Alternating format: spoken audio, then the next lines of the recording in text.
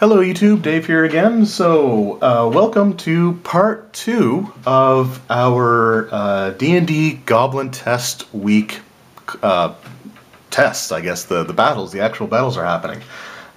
So if you watched the video on Friday, you already would have understood the sort of how I'm going to decide to break the video down. At the time of recording the test, I just went from one to the other, and I got a little bit burned out. I actually did take a bit of a break. I didn't realize how long the clips were. So yesterday's video was our introduction, as well as the first edition and second edition AD&D combats, and that topped out around 46 minutes or so. So today we're going to be doing the other editions. We're going to be looking at 3rd, 4th, and 5th edition Dungeons & Dragons, and we will get the final results, and we will see which of these editions kills is able to handle the fewest amount of goblins per combat, and which of these editions fighters are going to be able to handle the most. So I hope you enjoyed part 1 yesterday with the Advanced Dungeons & Dragons fights. Today we're going to get right into the D&D 3.5 4th and 5th.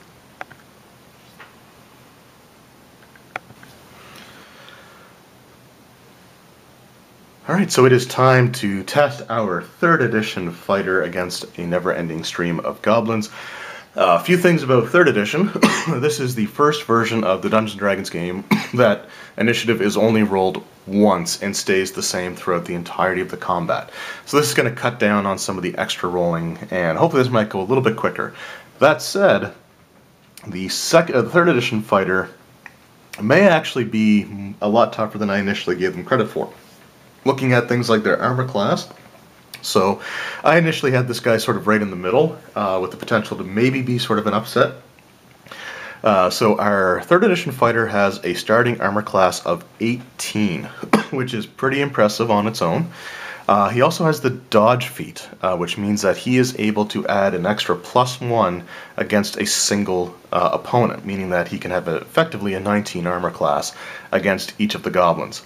Now, this one is probably, there's got to be, I guess, an asterisk next to this one, just because the stats were determined randomly. However, the stats are actually better than the ones I was going to give the characters that I consider to be optimized for the combat situation for this test. So this guy's actually better than my optimized character. So I did do something different with the optimized character. I went for damage dealing over defense necessarily. So our Ethan here has 13 hit points because you also get maximum hit points at first level, which is again the first edition that guarantees you that. And other than that, he gets +6 to hit, does a d8 +4, and our Goblin has 5 hit points, an initiative bonus of +1, an armor class of 15, only gets a +2 attack bonus on the dice, so we're in another situation where using dodge is going to have to roll a 17 or greater to hit. And in 3rd edition, the interesting thing, and this is something that happened quite a few times during the test battles, is being reduced to 0 hit points does not mean you are defeated. At 0 hit points, you are, I guess incapacitated is the term that they use. I can't remember the exact phrase now, but you were reduced to partial actions, which is a term that was, for whatever reasons, removed from 3.5, even though it was one of the more logical things that was in 3.0. So what that means is when you're reduced to 0, you can only take a movement action or an attack action, or like cast a spell or reduce, but you can't do both.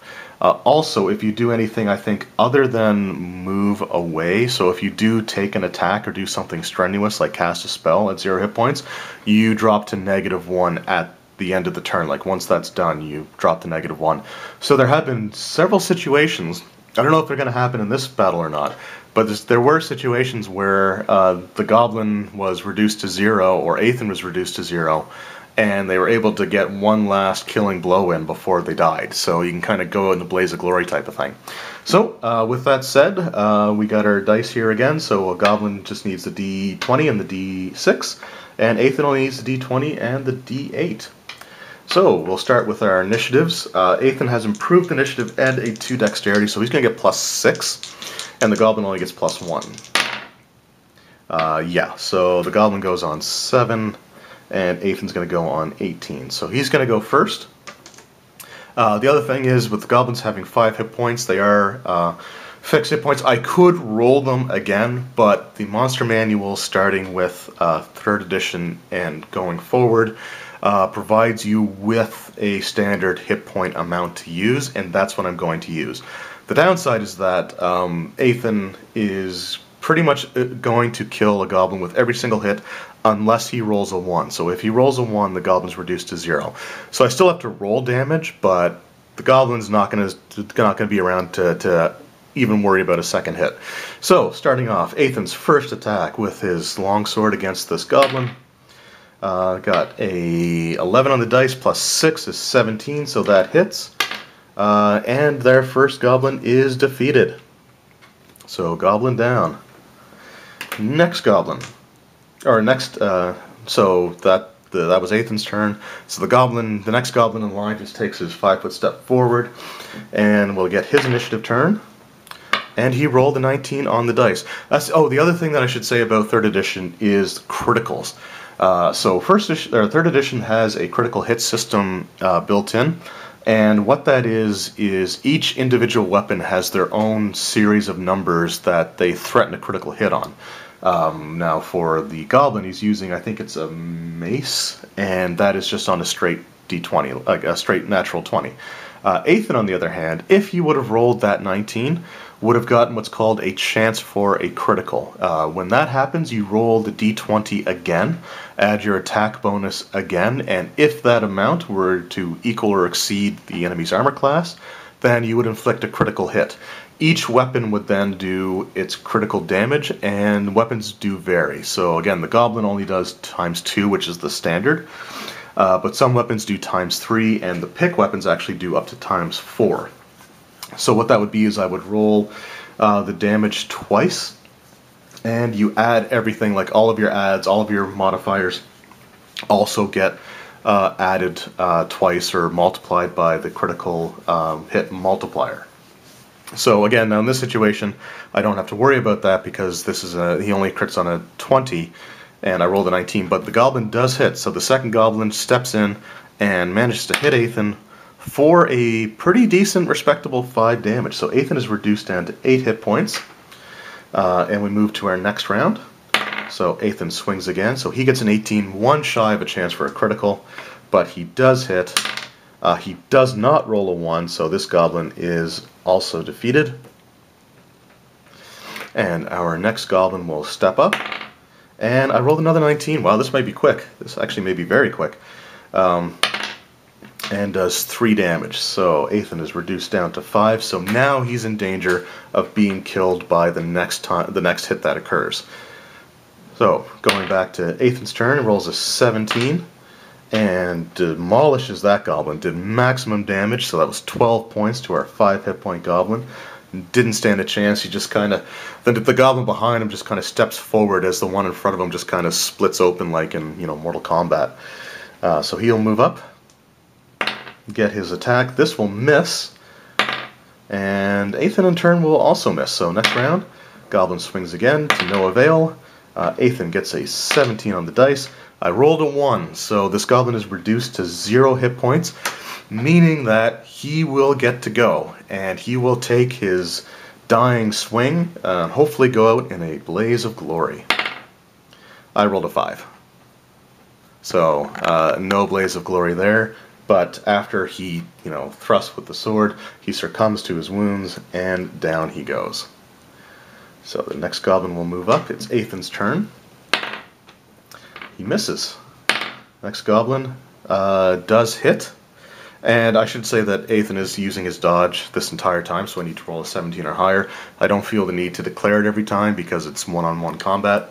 So the goblin does hit. Now, the goblin has a chance to actually kill Ethan here. So if I roll a 5 or 6 on this d6, then Ethan is defeated.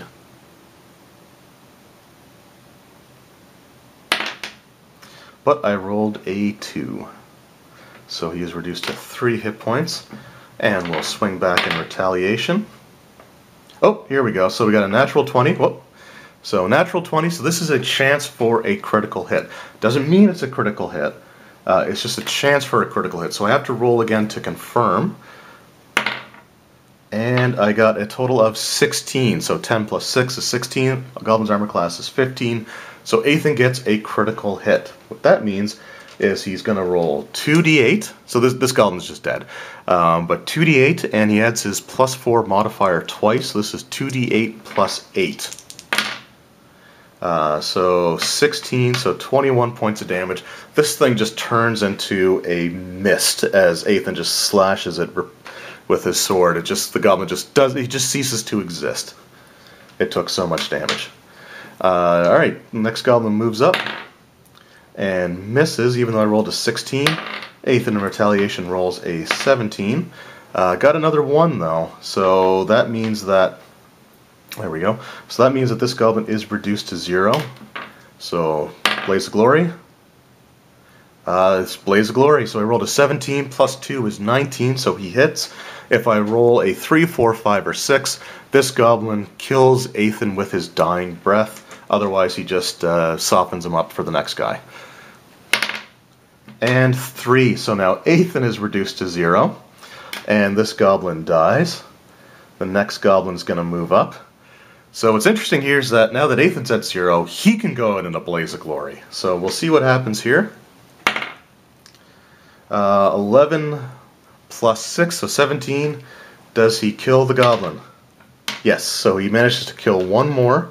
So, like the last Goblin, just with his dying breaths, bashed Ethan in the side of the head with his mace. Ethan, stunned, bleeding out, and knowing that he's about to lose consciousness, finds 1 more Goblin moving up to him, so he just slashes at him with the longsword, and then down he goes. So, that was pretty good. He killed 2, 4, 6, so he killed 7. Alright. So there we go. That was our 2nd edition battle. Or not 2nd edition, that was our 3rd edition battle. I've been doing a lot of these over the last few days, so it's kind of all starting to meld together in my mind.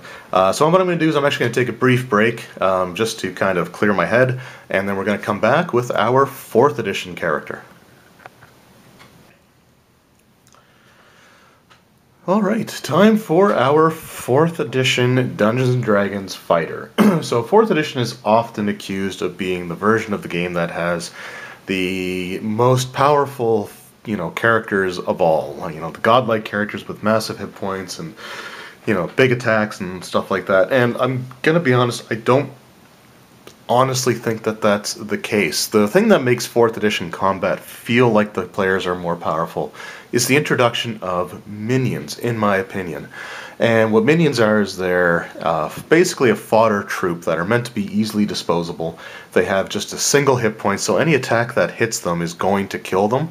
Now their attack bonuses are on par enough that they are still, a threat to hit in combat, and they do enough damage that they shouldn't be completely ignored. But the way that minions work is they're supposed to be the equivalent of, 4 minions are supposed to be equal to 1 standard enemy of any given level. Now I'm not going to use minions for this test because I don't think that would necessarily... I think it would kind of skew things a bit, and to be fair, I would have to kill 4 minions for every single, for it to count as a single goblin. So I'm going to go with the single Goblin Warrior, which is a level 1 enemy, and against my 4th edition fighter. And I have noticed that in the combat situations that I ran, the average number of hits that Ethan would have to do to kill a goblin did tend to be between 3 and 4 hits. So really, just by doing that, all I'm doing is I'm adding more clutter to the board. So it's a Goblin Warrior versus a 1st level character. So a few things about 4th edition combat before I begin. It also does the 1d8, or not 1d8, wow. I'm looking at the stats of my character as I'm talking. It does the initiative system where you just roll once and you keep that initiative throughout the entire game. The fighter, the player character classes, also have the ability to heal themselves, so they can spend what's called, or do their what's called a second wind in combat. And what that does is it spends a healing surge, which is heals them a number of hit points equal to roughly 1/4 of their maximum. So in this case, I would heal 7 hit points.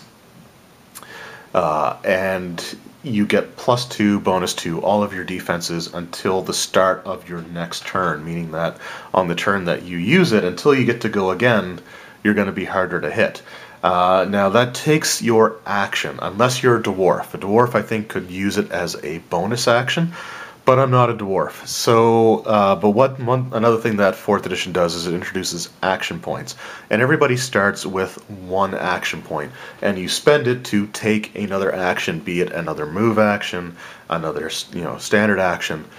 So I can use it to attack. I also have an attack that my daily power for the fighter deals 2d8 plus my 5 strength damage, and it allows me to spend a healing surge as well. So I can potentially heal up to 14 points of damage in combat, which sounds like it should make this character indestructible, but I honestly don't think it's going to work that way. The Goblin has the same amount of hit points as my fighter. The Goblin also has the highest bonus to attack of all the Goblins so far with a +6. My fighter does have an armor class of 18, but with the +6, he only needs to roll a 12 or higher, making this the Goblin that has the best chance to hit out of all the other ones, which tended to, up until now, the easiest fighter to hit was my 1st edition AD&D fighter, in which the Goblin still had to roll a 16 on the dice, with the 2nd edition and 3rd edition fighters both needing to, or the Goblins to hit both of those fighters needed to roll a 17 or greater. So we're just going to go right into it here. So again, the Goblins do a d6, or not d6, they do a d8 plus 2. So they're using spears in this situation, giving them the standard equipment for what they have in the monster manual. They also have an ability called Great Position, where they can inflict an extra 1d6 damage if they move more than 4 squares away from where they started at the beginning of the turn. That ability is not going to come into play. Now they do have a reaction that they can shift 1 square if they are missed by an attack.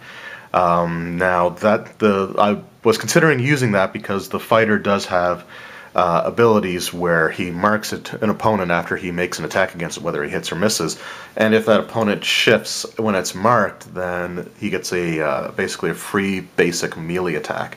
Not quite the same as an attack of opportunity. It's the same thing as an attack of opportunity, the same kind of attack, but it's not considered an attack of opportunity. It's not worded that way, at least. But the fact of the matter is that the Goblin, if they're marked, to the best of my understanding, the creatures know if they're marked or not.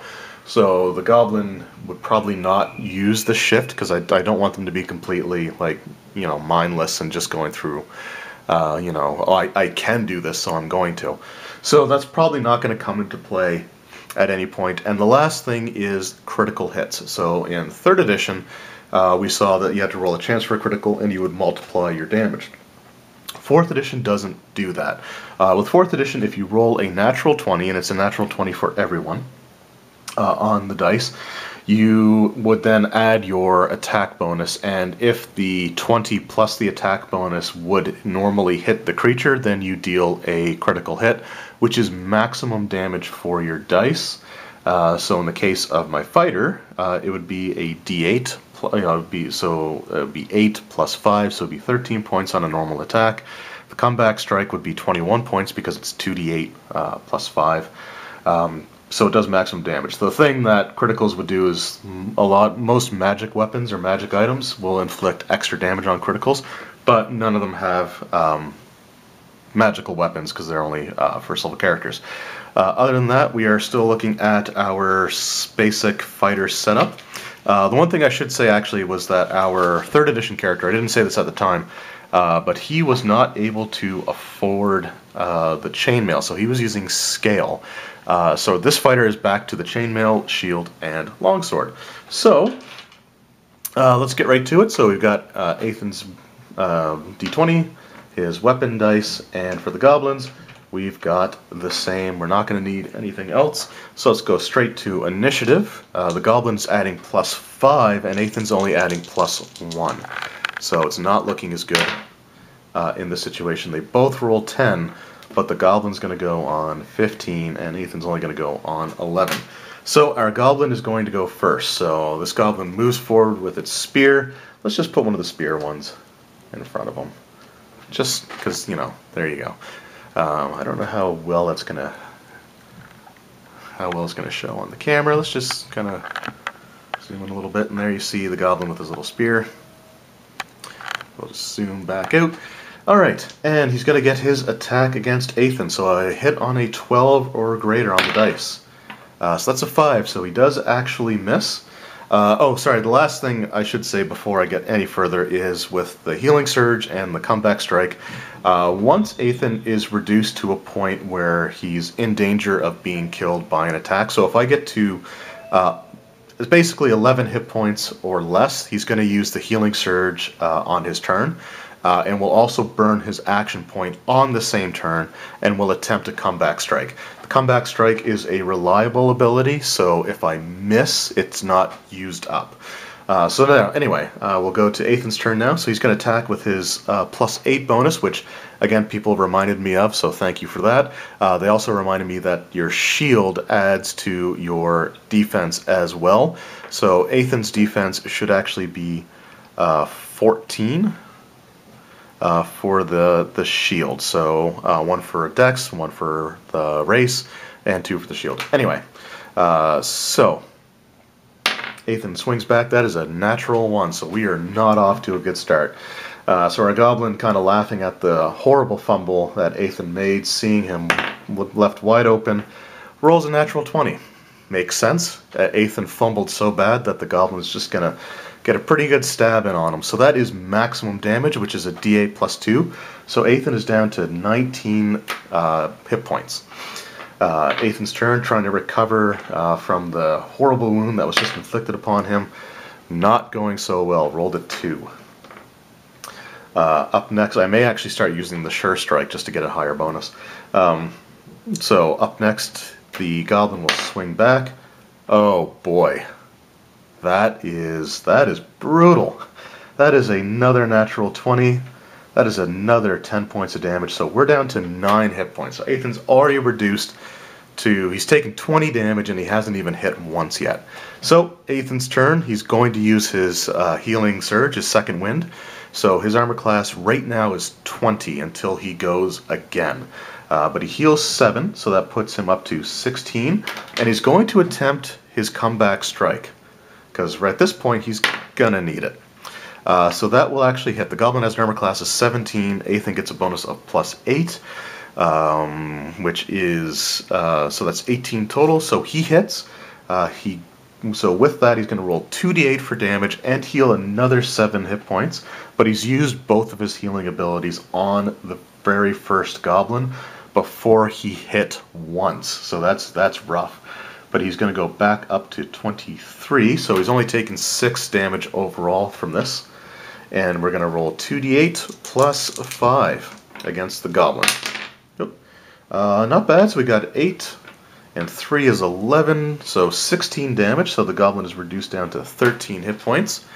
The Goblin's going to swing back, trying to cut off Ethan's comeback. He kind of sees him, you know, Ethan looks like he's kind of slumping, like he's going to go down. He catches himself. You know, he lets out a cry as he swings back and just nails the Goblin. The Goblin doesn't want this to continue, but there's not much he can do because he misses. So Ethan, with his new renewed fury, swings back, and that is an 18 on the dice, so that will hit.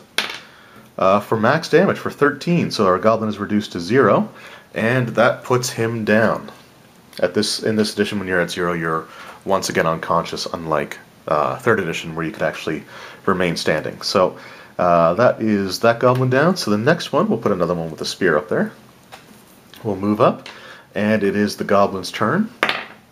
So that is a 12 on the dice, so 12. Ethan has gone again, so his bonus for using his Healing Surge is gone. So that puts him at 18 armor class, plus 6 and 12 is 18, so the Goblin hits and inflicts, wow, another big hit. So inflicts 9 points, so Ethan goes from 23 to 14. Wanting to retaliate, Ethan hits the Goblin back, and this Goblin takes 11 points.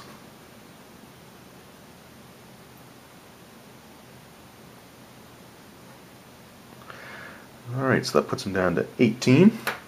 Goblin's going to go next. And we'll miss. So Ethan unfortunately misses big time in response. The Goblin's unable to capitalize this time, however, so Ethan once again kind of stumbles like he did at the beginning of the combat. The Goblin, looking to do the same thing, goes to thrust at him with a spear, but Ethan this time gets the shield in the way. Maybe it was a feint. We're going to say it's a feint because he does hit. So Ethan does hit the Goblin back. Lord him in, does 12 points, reducing the Goblin to 6 hit points. And the Goblin, in defiance, strikes back at Ethan for 8. So that puts him down to only 6 hit points. So they're both at 6 hit points now. Ethan's out of healing. He knows that this is his last stand. And unfortunately is unable to capitalize, unable to hit the Goblin. But the Goblin, in response, gets his spear kind of caught in the shield or chain. And Ethan strikes back. I rolled a 10. And manages to take down another Goblin. So that's their second one down. Third one's going to move up. I think we're out of spear, guys. Let's just put him in there. And this Goblin will attack. Roll a 19 on the dice. And rolled a 6 for damage. So that is it. Ethan is down. And he only managed to take out 2 Goblins. So there we go. So that's our 4th edition fighter. So as tough as everybody seems to want to make the 4th edition characters out to be, or as overpowered as they want to make them out to be, I really think you're going to find that that's not reflected in the actual test that I'm doing here. But anyway, so that was our 4th edition. Down he went, and so let's move right on to our 5th edition, and then we can get our final results. Alright, so here we go. We are finishing things off now with our 5th edition fighter. So we've gone through all of the numbered editions of Dungeons & Dragons. So far, our 5th edition fighter is the last one to go. Not much that I really need to say about the 5th edition combat system, just because I think it's something that most people who are going to be watching this are probably going to be very familiar with, because this is the current edition of the game. Just a few things to, I guess, to note is, like 4th edition and 2nd and 1st, 5th edition, if you're reduced to 0 hit points, you are knocked unconscious. So, unlike 3rd edition, where you had the chance to at least go out in a blaze of glory, that's not going to happen here. So, other than that, it's the initiative system is just the d20 plus your initiative bonus, and whoever gets the highest goes first, and you use the same initiative order throughout the rest of the combat, like in 3rd and 4th before it. So Ethan here has an armor class of 18 with his chainmail and his shield. He's unable to add his dexterity bonus at all, similar to 4th edition, where this is a heavy armor.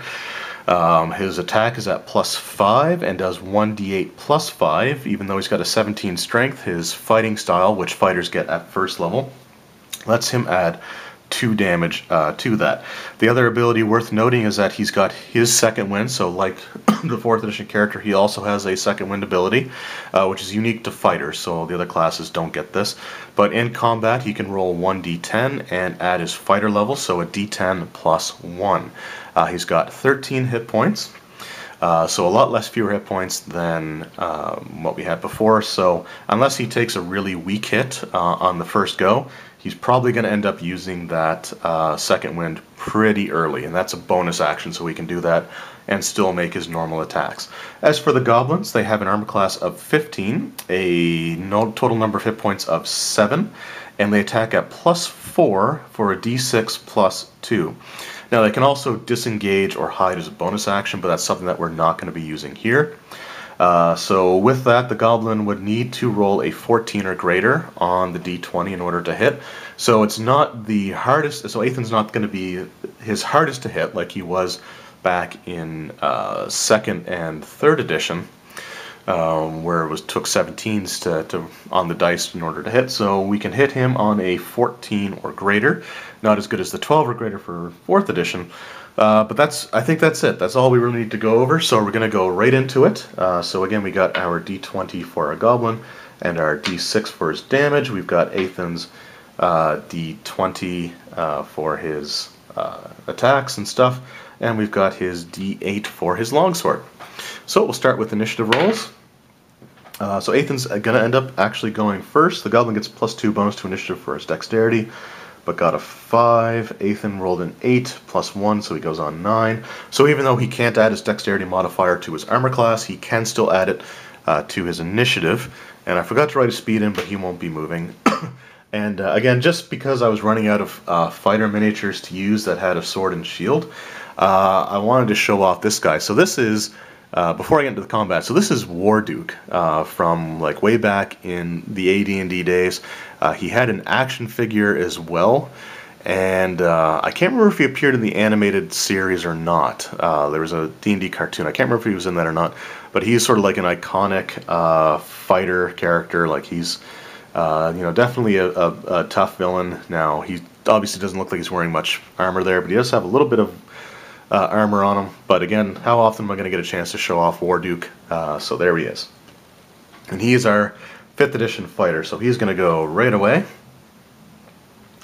and attack our first 7 hit point goblin. So again, if I roll a 1 on the d8 for his damage, the goblin's not actually defeated. So we'll see what happens here. I got a 10 +5, so he just hits. So with his first swing, he manages to catch the goblin. Catches him pretty good too, deals maximum damage, and that goblin goes down. Oh. Alright, next goblin moves in though, and he will take a swing at Ethan, but will miss, only getting a total of 15, which is not enough to hit our armor class 18 fighter. Ethan, in retaliation, swings again, hits the second goblin, and just obliterates him. Another one moves up and will attempt to avenge his brethren. 15 on the dice, +4 is 19, so that hits. And he only takes 3 damage, so still at 10 hit points. So Ethan cannot be killed unless he gets hit with a critical. And I'll talk more about criticals when I get into the results, because the 5th edition tests were full of them, which may skew things, but we're still just going to go with that. So Ethan has 10 hit points left. On a critical in 5th edition, you roll the weapon damage twice. So any or I guess any of the dice damage you would roll twice. So if you crit with a spell and you roll damage for that, you would roll double that. Your sneak attack should be doubled. I think all the variable dice get doubled, but your strength modifier, your ability score modifier, only gets added once, unlike in 3rd edition where everything was doubled or tripled or whatever. Alright, so next round. Ethan not happy with that hit. Unfortunately misses pretty bad, so can't do anything about that. The goblin will miss him again, however, so he goes thinking that he got him, thinking that he opened up a weakness. Just shield comes down and bats the short sword aside. Ethan swings again, but unfortunately he's unable to connect, and our goblin just barely misses, so he thrusts again. A shield catches it again, but just barely. And Ethan is not having a good time. These rolls are pretty bad, so is the goblins. So they both kind of keep missing each other. So there we go. So Ethan hits. So this goblin gets taken down as well. So another one moves up as the goblin bodies just start piling up around, this impressive warrior. So the goblin's going to get a chance to go. 17 on the dice. And that is maximum damage. So that is 8 damage, reducing Ethan down to 2. So on Ethan's turn, he is going to use his second wind, rolling a d10 +1 and hoping for a good number. Definitely a good number, so I got a 9 on the dice, +1 is 10, putting him back up to 12, so he's almost at full. So the goblin's thinking that they've got him, thinking that he's beaten down and weakened. Ethan lures him into a false sense of security, and he still gets his attack, which he unfortunately does kind of miss on. Then that goblin hits him back in return, and once again does max damage, another 8 points, which is rough, putting him down to 4 hit points, but undeterred, he will continue to fight, just not very proficiently apparently. The goblin, of course, sees Ethan miss and lets him know that he can miss even worse than him by rolling a 2. This is, wow. Oh boy, there we go. Okay. So, another natural 20. So another critical hit. The Goblin manages to land a critical on Ethan. So Ethan has 4 hit points left. The Goblin gets a +2 modifier on his damage and is going to be rolling 2d6. So no matter what, Ethan is defeated at this point. But let's just see what we get here. So 5, 6, 7. He only had 4 left, so he is down.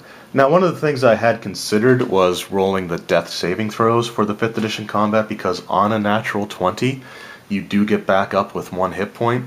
But honestly, that was something that was just going to kind of draw things out even further. So at this point, you know, I don't necessarily say that the fighters were killed, but they were defeated. They were knocked unconscious by the goblins. So he did manage to take out 3, however. And the Goblin... And I'll show you how the crits affected the 5th edition one here at the end of the video. So we've got all of our 10 combats done for each edition. So what I'm going to do now is just kind of average them all out, get my final results, and then we'll see which ones did perform the best and which ones performed the worst.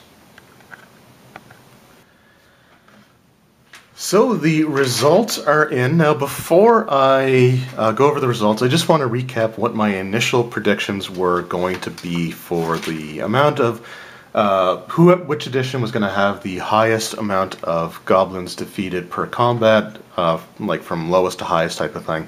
So I predicted that the lowest place was going to be 1st edition Advanced Dungeons & Dragons, represented by this guy here. So he was the one that I considered was going to have the lowest because of the random hit points, the random initiative order, and the fewer than max hit points for his level.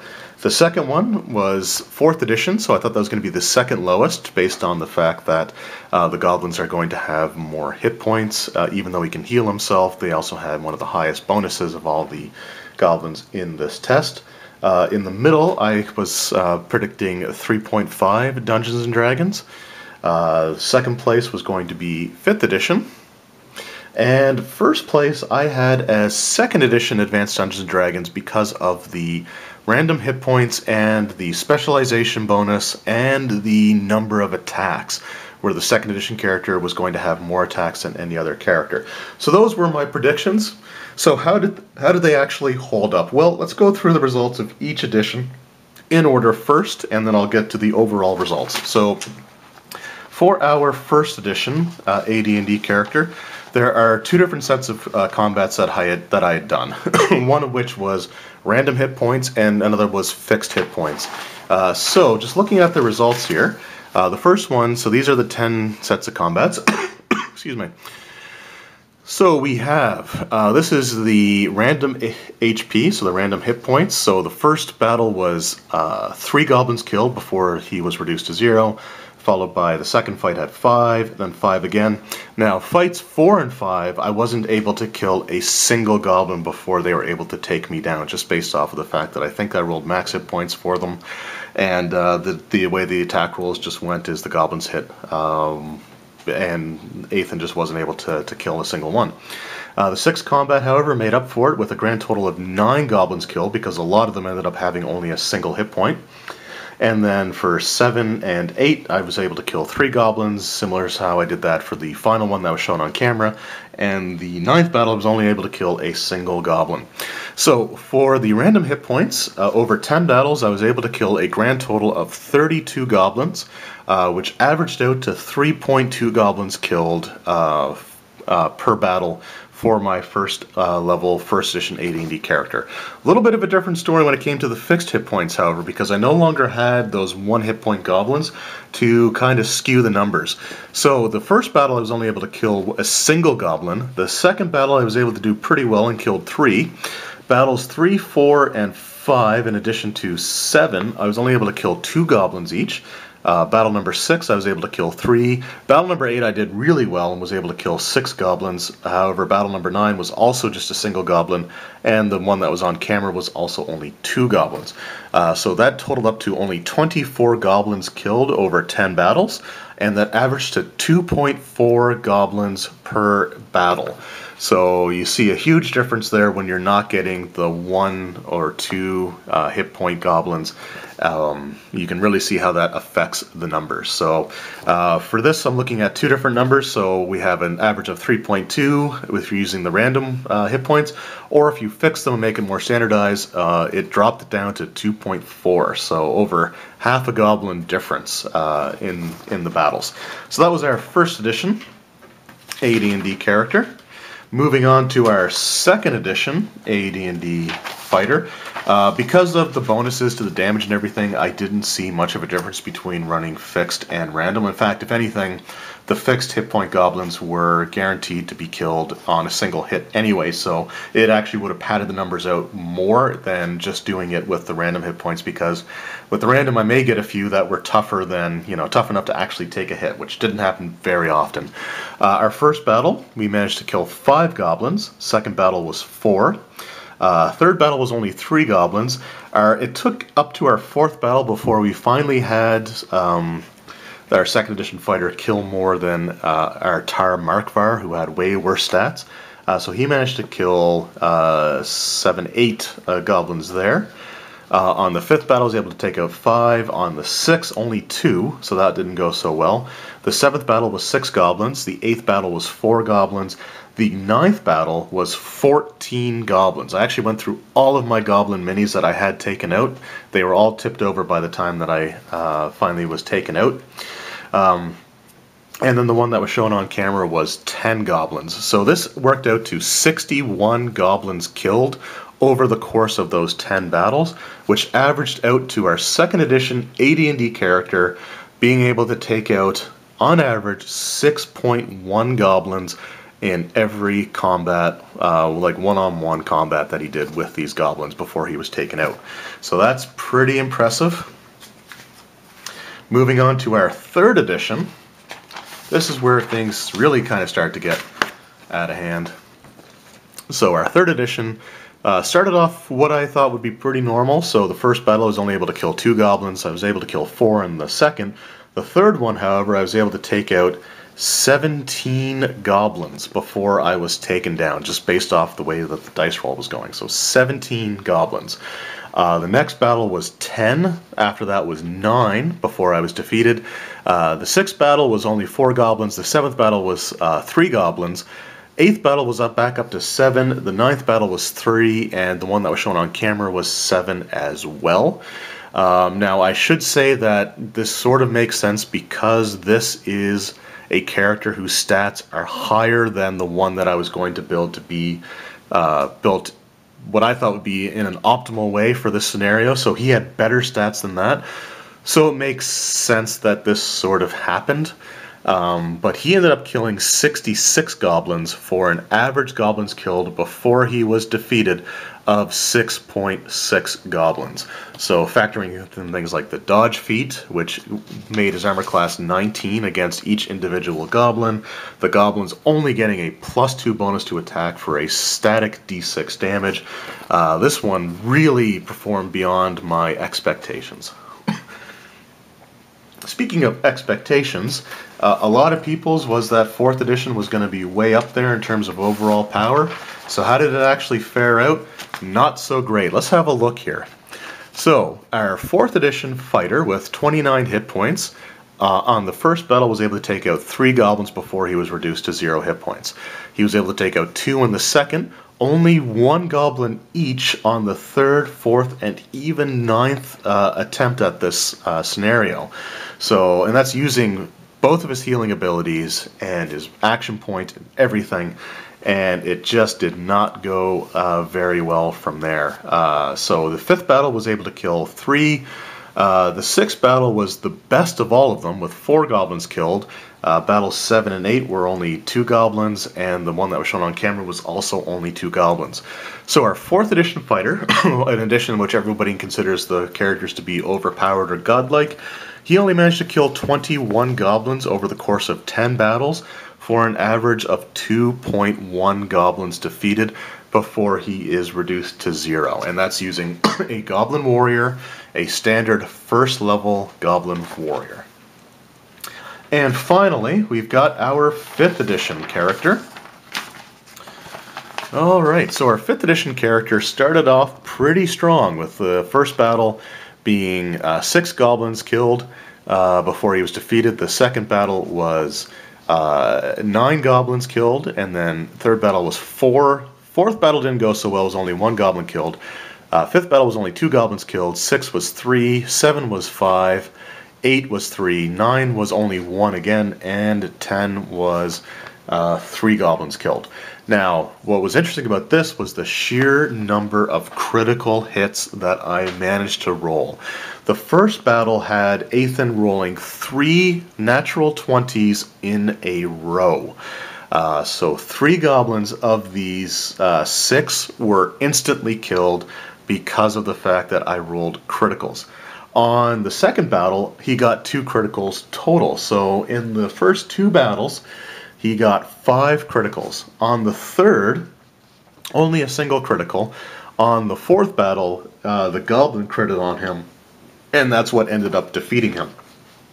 On the fifth battle, Ethan once again got 2 critical hits in a row, which killed the 2 goblins that we have there, but a goblin also scored a critical hit on him, which is what ultimately led to his demise, and he was unable to get another single goblin after that. On the sixth battle, the goblin enemies critted once against him, and on the 7th and 8th there were no criticals whatsoever. On the 9th battle, where he was only able to kill 1 of them, the goblins critted twice in a row, and that just obliterated him. And then, of course, the one that we saw here in battle, we had the goblin crit him at the end, or maybe not at the end, but near the end. No, it was a killing blow. So anyway, so our 5th edition fighter was able to kill 37 goblins total over 10 battles for an average of 3.7 goblins killed. So how does that add up for our total, from our most powerful or least powerful to most powerful fighters? So here's my predictions. So first, 4th, 3rd, 5th, and 2nd. So the way that it actually worked out was our weakest character overall, the one who was able to kill the fewest goblins, was our 4th edition fighter. So he was the least effective. He killed the fewest overall goblins with only an average of 2.1 defeated. After that, our next least effective fighter, I guess you could say, or the one that was able to kill the fewest goblins before being defeated, was our 1st edition AD&D fighter. And it doesn't matter if I was looking at the random hit points or the fixed hit points. In this case, they both would have been the 2nd lowest number of total goblins killed, with an average of 3.2 or 2.4, which is still better than the 2.1 killed by our 4th edition fighter. In 3rd place, we have our D&D 5th edition fighter, who managed to kill an average of 3.7 goblins before being defeated.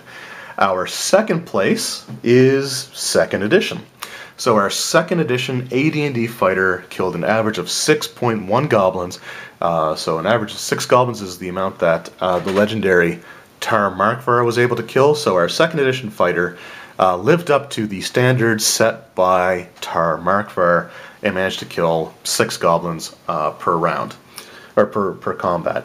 And our overall champion is our 3.5 or 3rd edition fighter with 6.6 goblins killed before being defeated. So, our 4th edition, the one that a lot of people consider to be the most overpowered of the editions, performed the worst of all of our characters, and our 2nd edition AD&D character did amazingly well. So at first, before I started making the characters, I thought it would be like 1st, 2nd, and then like 3rd, 5th, and 4th, but as it turns out, that 2nd edition AD&D fighter is a beast with the weapon specialization and the extra attacks. So there you go, there you have it. So from lowest to highest, and once again, 4th edition, 1st edition, 5th edition, 2nd edition AD&D, and then D&D 3.5. So let me know what you guys thought. Is this how you expected things to turn out? Or this, what was your predictions at the beginning, and how did they actually fare? I had a lot of fun doing this, but I'm gonna admit it was really, really exhausting. So I think for my optimal characters, what I'm going to do is have a Goblin week number 2. So Goblin test week, we're going to move into a second week starting Monday, and we're going to do our optimized characters. I'll just do one a day, and we'll just do like the one battle, but I'll have the other ones done sort of off camera, and we'll see how that works out. But again, thank you guys very much for watching. I had a great time doing this. I hope you enjoyed, and we'll see you next time.